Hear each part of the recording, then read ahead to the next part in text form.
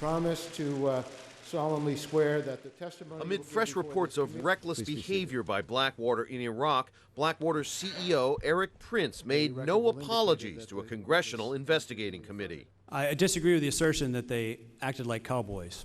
Prince said his employees act with restraint and professionalism. He boasted that none of the U.S. diplomats he is paid to protect have been killed or wounded.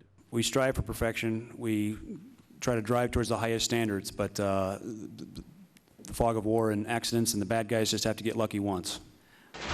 But new revelations show a pattern of gunslinger behavior by Blackwater employees. A congressional report based on Blackwater's internal documents depicts trigger-happy operatives opening fire on civilian cars as their convoys speed through Baghdad.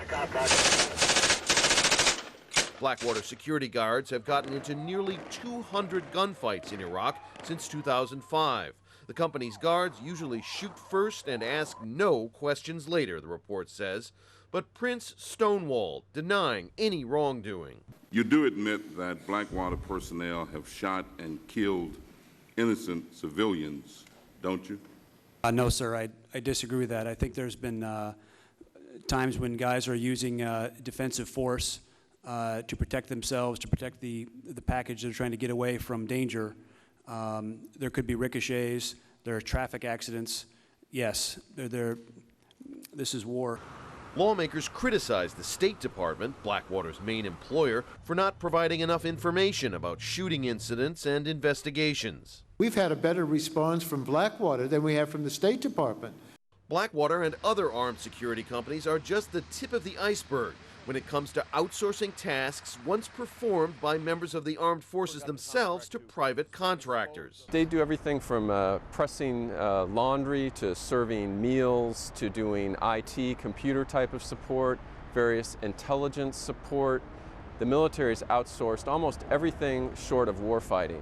Military service contracting is a multi-billion-dollar growth area for the U.S. defense industry.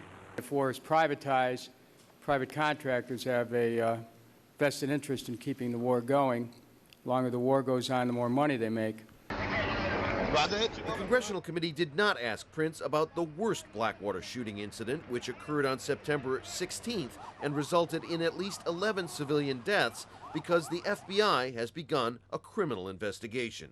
Despite its record of recklessness, Blackwater is still raking in huge sums in U.S. taxpayer money. Its no-bid government contracts in Iraq are worth over $1 billion.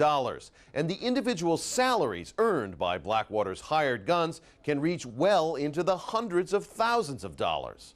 Rob Reynolds, Al Jazeera, Washington.